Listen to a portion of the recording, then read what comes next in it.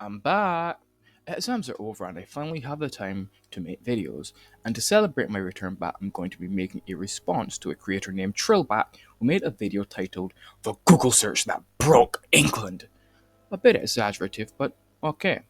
Moving on, in this video, Trobat asserts that St. George, the patron saint of England, Venice, Ethiopia, Genoa, Portugal, and Catalonia, and the namesake of the country of Georgia, of which he's also a patron saint of, was a black African man who was whitewashed throughout the centuries by the evil European boogeyman. To argue this point, he relies on the changing of the story of St. George over the years, the historical location the events may have taken place in, as well as various depictions of St. George throughout the years, with him claiming that one depiction is what initiated his journey down the path to research this, and that is this picture of St. George requested by the Duke of Modena. In this video, I will analyze the arguments made and debunk them, and show how deceptive tactics are used in order to perpetuate his premise. First thing I should mention is his approach to research and findings. It comes off as if he saw this painting of a black St. George and did research in order to prove that St. George was indeed black, interpreting the evidence to fit his misguided narrative. This seems to be informed by his worldview, as it seems he's an Afrocentric of sorts, or at the very least Afrocentric adjacent. Also to be noted is that Trillblack's video seems to be less of a strictly researched video in order to uncover the true origins of St. George, but instead a video done out of spite towards white Western Europeans, specifically the British, to show that their beloved patron saint is, as he believes they would see it, a dreaded Negro. With this being stated, I shall now commence the response. He starts the video by going over what is deemed as the original story of St. George. Following this, he comments on how the story begins to see change in the 6th century in the text St. George anthologies. He notes that in this retelling of the story, no longer is George from Palestine, but he's now from Cappadocia, or Anatolia, which is now modern day Turkey, and that George was no longer beheaded in Palestine but in the Greek city of Nicomedia. So that according to him, you have the story being centered further away from a part of the world where you're more likely to see a darker skinned person, and now being more centered around the inhabitants of Europe, only around 100 years after the historical event. However, this is to be expected, as any time a story, whether history or legend, especially a historical story which is seen as a legend, changes hands, certain aspects of the story are bound to change, whether purposefully or not. It is not out of the ordinary for stories to change to be more centered around the group of people, society, civilization, etc. that it is spread to. This is only natural. Allow me to give an example. On a certain island, there is a story of a man in a suit and a top hat who goes around at night with a knife killing women and carving their hearts out. What story is this and where is it from? Many of you are probably thinking Jack the Ripper from England. Well, you're wrong. It's actually the Heartman from Barbados. While there are many differences between these two characters, the most notable one being that one is real and the other is fictional, there are also many similarities, and that is because Barbados was a colony of England while Jack was running around. Reports of Jack most likely made it to the colony, and the real reports combined with the culture on the island to make a new folklore. This is a nigh perfect example of what I'm talking about. The events of Jack the Ripper made their way to Barbados, and the story combined with already existing legends and myths changed and morphed over time to center on the inhabitants of the island. Will we say that Barbadians are blackwashing English history? No. We would recognize that this is simply a case of a story being mythologized, adopted by a culture, and being changed to center that culture so that they may relate to it more. He then claims that the story of St. George took a great turn when stories of him slaying a dragon, saving a princess, and converting a whole city in Libya was introduced in the Crusader periods to Europeans by mercenaries and Christian Moors, black soldiers from northern and eastern Africa. Noting that some may think it's a rehashing of the story of Perseus saving Andromeda from a sea monster, he goes on to claim that the origins of the story hail from Africa and that Andromeda was originally an Ethiopian princess, something he says Hollywood forgets in their reenactments. He also claims that the sea monster was a Nile crocodile and that this part of the story was inspired by the hero god Horus triumphing over the crocodile in Upper Egypt. He goes on to say that the combining of this myth with the later Greek versions made St. George a type of messiah crushing the head of the serpent, and that this new story was taken back to Europe, birthing the myths of St. George the Dragon Slayer. He talks about how the myth began to spread quickly throughout the places where it was told, and goes on to question supposed experts who say that the myth was only spread to Africa several centuries later. But then he says this. This is just another example of anti-black European chauvinism designed either consciously or subconsciously to keep Africans once again at the back of the historical bus. And ignoring all the race bullshit, I generally agree.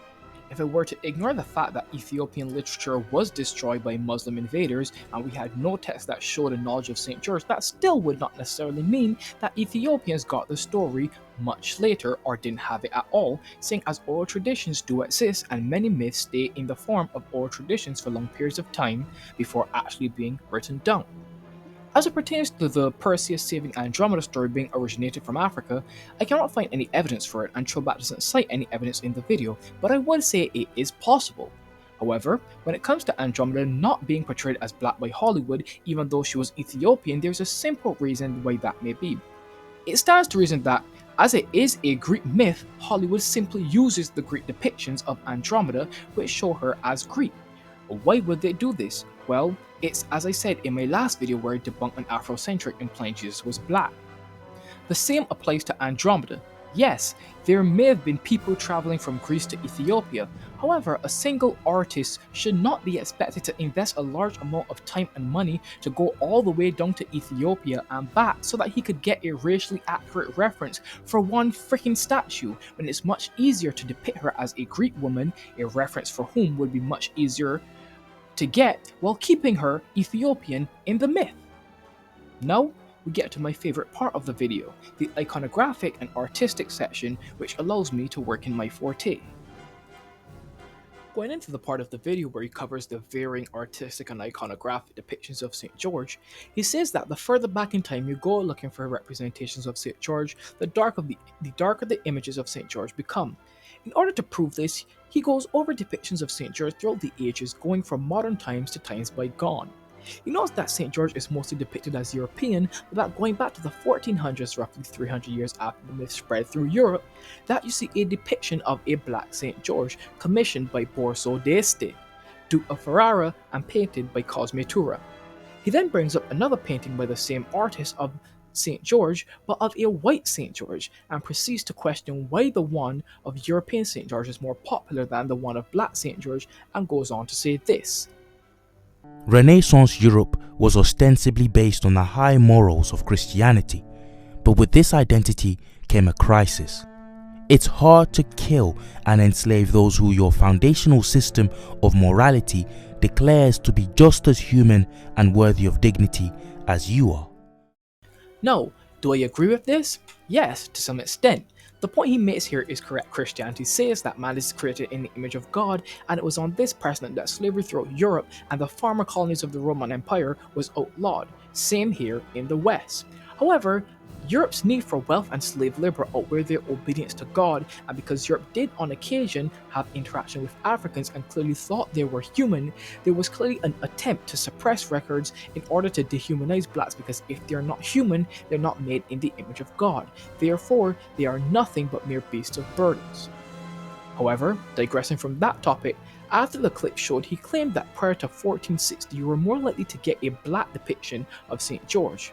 And while I believe this is true as prior to the dehumanization of blacks, but post the introduction of blacks to Europe on a large scale, in the age of exploration, there are many depictions of black saints and black people in general due to Europeans' interest in these exotic foreigners. That's not what he's referring to though. The first icon he shows to prove this is one from a Russian Orthodox church dating to the early 15th century, and I'll give you 10 seconds to guess why it's not an actual depiction of a black St. George. 10, 9, 8, 7, 6, 5, 4, 3, 2, 1, 0. So, did you notice? Yes, that's right. The pigments in the paintings are faded. This is a tactic that Trillblack follows most Afrocentrics in doing when reviewing icons of Christian figures like Jesus and his disciples. Splitting Richie here, so just wanted to bring up an alternative reason as to why you may be seeing darker pigments and darker skin colors in a lot of the characters on these icons and paintings, and that's because of the workflow of how you create an icon. So I don't know if anyone has seen how you create an icon, but usually they start with a piece of wood or whatever um, item they're making the icon out of, and then they would use a stencil to create or to sketch out the character that they are supposed to be painting or supposed to be creating the icon of. Now, what they would do is that they would use darker pigments to lay down like the shadows, and then they would make the lighter parts of the skin over the darker parts to get like the lighting.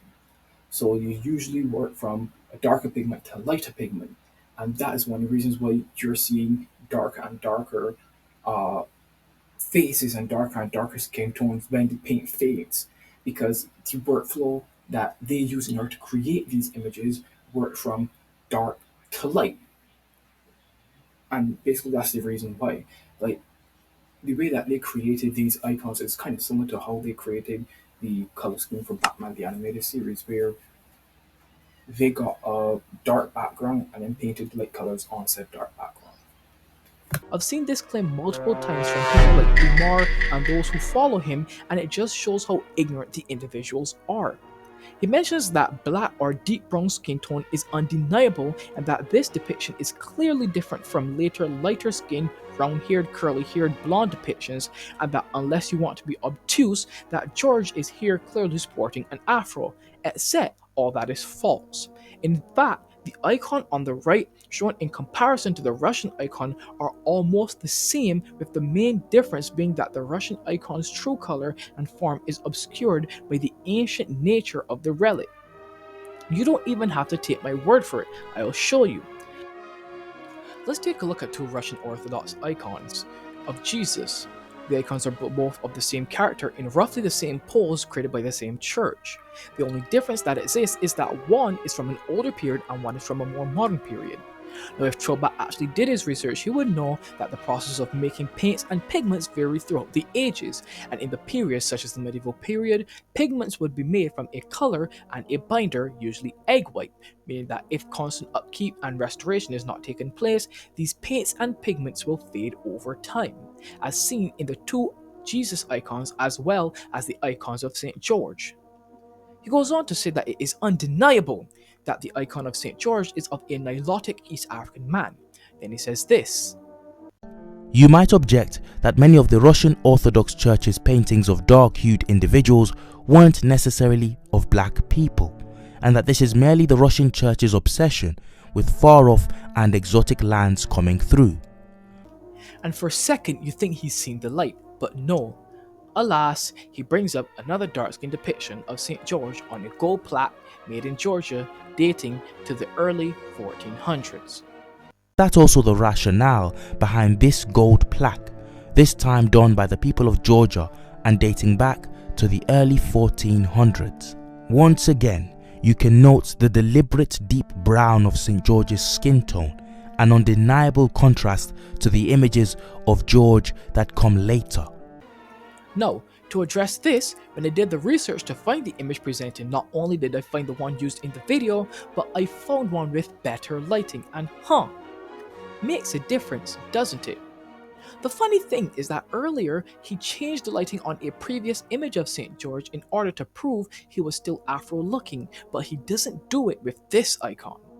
Before I get to the main point, let me get to the next two icons which he presents. The next icon shown is this, which admittedly could be easily taken for a depiction of an East African man. And the third icon shown is this, St. George on a coin in the same style as the other two. Now, here's where I make the main point. While the second icon does look African, it could simply be that these are depictions of 3rd to 4th century Palestinian residents and not black Africans. The whole premise he bases the presentation of these icons on is that simply because they have features like dark skin and curly hair, it then means that they are depictions of Africans. This doesn't follow, as there are many populations who have features that are similar to dark skinned Africans, and who would also be living in the area. And it was while researching these depictions that I became agitated and realized either Trillblack is ignorant and didn't do proper research, or he's a bad faith, purposefully deceptive individual, because when I looked up the Georgian coin that he showed on Google and clicked it, it took me to a website that had other coins of the same type, with the apostles and early saints.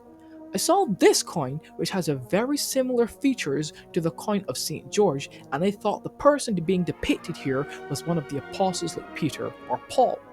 However, scrolling around a bit more, I found out it was St. Luke, which made me laugh. Why?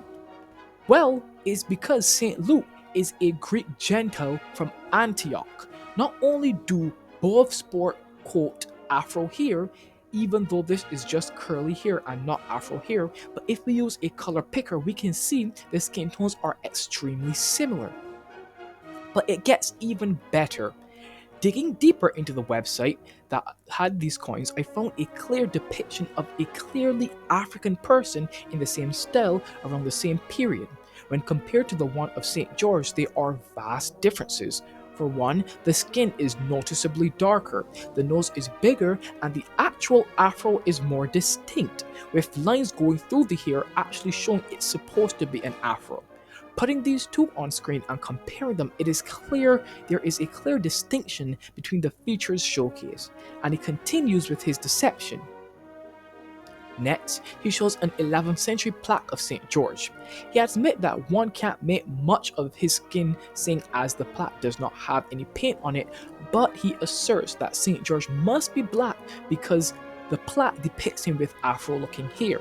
He admits the nose is a bit aquiline, but says that this is not out of ordinary for East Africans, and that may be true, but the fact of the matter is that this afro-looking hair is simply more likely to be how Byzantines depicted curly hair in relief statues.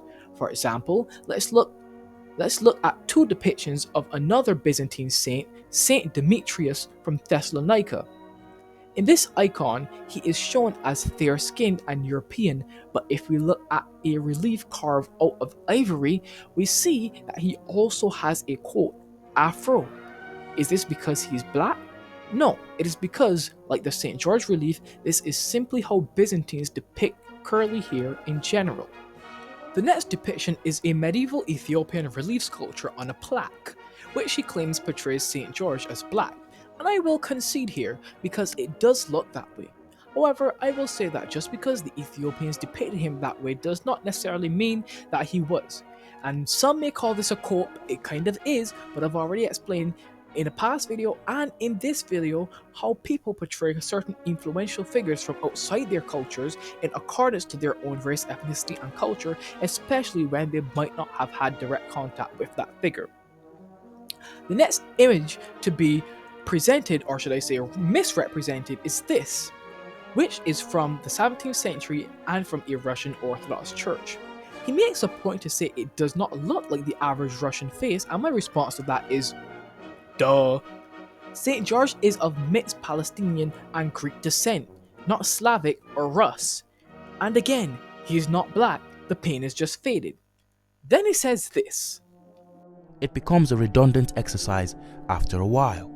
Suffice to say, those who wish to deny the evidence of their eyes will do so regardless. Which really got me frustrated because he asserts that people will not believe that George is black because, quote, those who wish to deny the evidence of their eyes will do so regardless, end quote.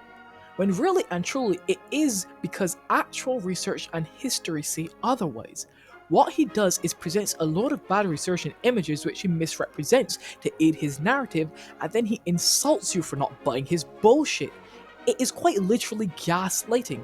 Oh, those images are actually just depicting a black person, even though there's evidence they don't, but if you don't agree, you're a racist!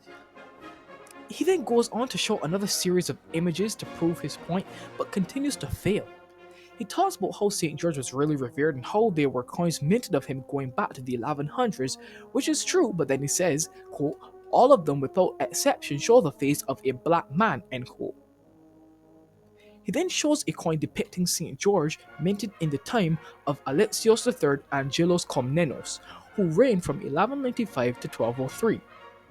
Then he shows coins minted during the reign of Manuel I Komnenos of the emperor himself and of St. George, saying that the coin shows St. George with big lips, a big nose, and tightly curled afro hair. I'll address the hair claim first because that is the easiest. I've said it more than once and I'll say it again. The bulbs which are depicted on St. George's head are simply how curly hair is depicted in Byzantine relief sculptures, whether it be black or white. We can see similar practices in this Greek relief sculpture of a scene from the tale of Achilles, where two of the characters seemingly have afros. And luckily, there's another depiction of the same scene, and if we look at the same characters who in the first one look like they have afros, in the second one we see better detailing showing that it is just curly hair. As for the nose and lips, with the first coin he presents, which compares coins of George and Alexios Komnenos, it is hard to compare the features seeing as the coin of Alexios is heavily damaged. However, we can compare that coin to the earlier minted coins made during Manuel's reign. But before we do that, let's compare the Manuel era coins amongst themselves. The second coins which were shown are these, and he claims this clearly shows George with big lips and a big nose. But there's something here that he ignores that could challenge his position. Guess! That's right, it's the fact that this coin has clearly been flattened in certain areas, leading to the true figures being obscured. One can tell that the flattening happened especially in the area of the face, so using this coin as an accurate view of features is deceptive. Luckily, he shows us another pair of coins of George and Manuel, this time much clearer. No, because he makes a point of Manuel's nose and lips being thinner, I had to check it. So I went into a drawing program, overlaid George's and Manuel's image on the lips and nose, and their lips and noses were practically the same size, with George's being a little bigger because this coin, like the other coin, had been flattened somewhat. You also see some flattening on Manuel, meaning George's features are not all that different from Manuel's. We'll even compare the first coin with George to this coin of Manuel, and we can see that George's nose isn't really that big when compared to Manuel. And even looking at Alexios' nose, which we can faintly make out, it isn't too big compared to that either. We also have these coins, more depictions of George and Manuel, where they have roughly the same size nose and lips, so again, the proof of St. George's Africanness is called into question. Coming on to the end of the video, he says this. So what? The nervous observer might say. Isn't all of this moot anyway, considering St. George came from Palestine and not Africa? The fact that this question can even be asked is proof of a job well done by Western pseudo-intellectuals who have succeeded in boxing black history into a restrictive time and place. Newsflash, Palestine is not geographically removed from Africa. To those who tout the Sahara as an impassable barrier between black Africa and the rest of the world, you're wrong. It never was. But even if it were, you don't need to cross the Sahara to reach Palestine from Africa. Ships and boats have crossed the Red Sea from Africa's eastern frontier since time immemorial. But only in recent history, post the rise of pseudo-academic white and Arab dogma, has it been seriously suggested that the black presence across North Africa and on stretches of earth adjoining the African continent were never occupied by free blacks. Which just seeks to cover the dirty tracks of his sloppy research. Obviously, I'm not making the point that the Sahara was some incrossable border or that there were no blacks in Palestine in the 3rd or 4th century. For crying out loud, the Bible mentions that Philip met an Ethiopian eunuch on the way from Gaza to Jerusalem, and that was in the 1st century. I'm simply saying that there was not a notable number so as to be pointed out in records, meaning they were likely a minority, and even the Ethiopian eunuch mentioned was on pilgrimage. Meaning that if we were to use my new favorite razor from our sponsor Akum, we would conclude that George's mother was probably not a black African, but instead belonged to one of the many other more prominent ethnic groups from 3rd century Palestine. He ends the video off with some more information which could be better addressed by someone with more knowledge of ancient societies than me, since I've already accomplished what I set out to do. This video seems to be the ramblings of an ignoramus at best and highly deceptive at worst. His goal was not to find the truth but to twist the evidence to adhere to his pre-held narratives. For everyone who stuck to the end of this video, thanks for watching all the way through. If you happen to like it, hit the like button, subscribe and share. With that said, I'm gonna hit the sack and take a nap. Richie, out.